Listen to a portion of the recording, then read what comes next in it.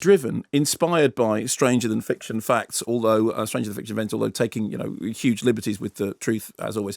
So Jason Sudeikis, this is called Driven.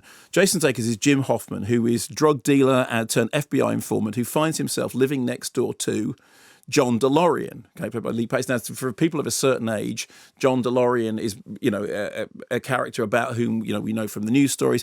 So he is this silver fox who's sort of very successful. He's left the company he's in. Now he's starting out his own thing, designing his own car, which, as we all know, is going to turn out to only be good as a time machine in Back to the Future. You made a time machine out of a DeLorean, which is up there with Shut Up and Deal as one of the most sort of quoted lines in modern movie history.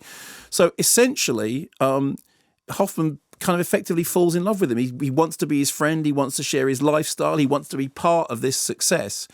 But DeLorean himself is having big financial troubles, which, as we all know, would end badly. And one of the ways he decides to try and get out of the financial troubles is getting involved in the kind of shady deal that Hoffman is involved in. And so Hoffman actually joins the authorities in attempting to set him up.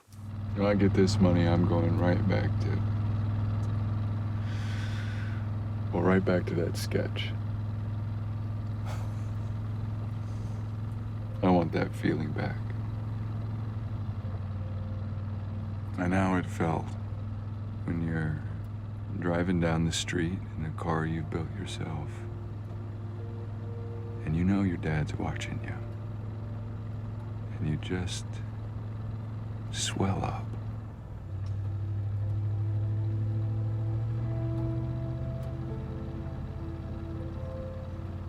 John, it's not too late to back out of this thing, right? Because these guys, they're not good people, and once they get their hooks in you, it can really... Yeah, there are an awful lot of families in Northern Ireland who need this. Men and women not afraid to stand up and be counted. And if they can do it, goddamn right, I can as well. The Northern Ireland mention, because that was the factory that they were being made at. There's a lovely bit of trivia about this on the Wikipedia page, which says the DeLorean DMC-12 automobile used in the film was provided by the Puerto Rico DeLorean Club, who has since expressed regret at having loaned the car to the production after seeing the completed film.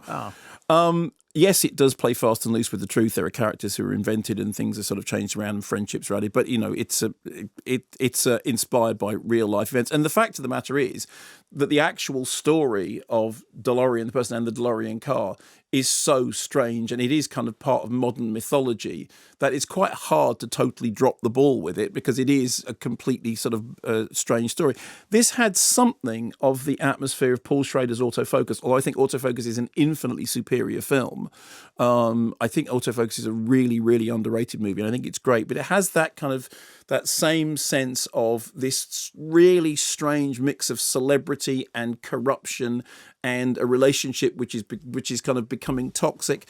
I think that Sudeikis is very good at playing this character who has more than a touch of the Rupert Pupkin about him. I mean, we've talked a lot about Rupert Pupkin in relation to Joker, but that thing about somebody who's all smiles and all inappropriate handshakes and hugs and doesn't appear to understand social boundaries or social norms, and is basically a complete creep, but a creep who spends his whole life smiling and thinking that he can just bluff his way through everything. There's also a kind of a nice there's a great performance by Judy Greer as his sort of long-suffering wife, who you do wonder often why she's still with him. And there's a lovely scene in which she says, look, the thing is, I love him. And you think, really? Because he, the way he comes across on screen is really strange. So it's an odd film. I don't think it'll have much cinematic impact whatsoever. I imagine that most people who see it will see it at home when it's released on, on DVD or Blu-ray. But I quite enjoyed it, even though it is spectacularly wiggy. Again, there is an awful lot of people walking around dressed as famous people. There is an awful lot of very, very heavily dressed period detail. But I kind of enjoyed it. Because I do think that DeLorean story, like I said, you'd have to go quite a long way to mess it up completely, and this doesn't do that. What's it called again? It's called Driven.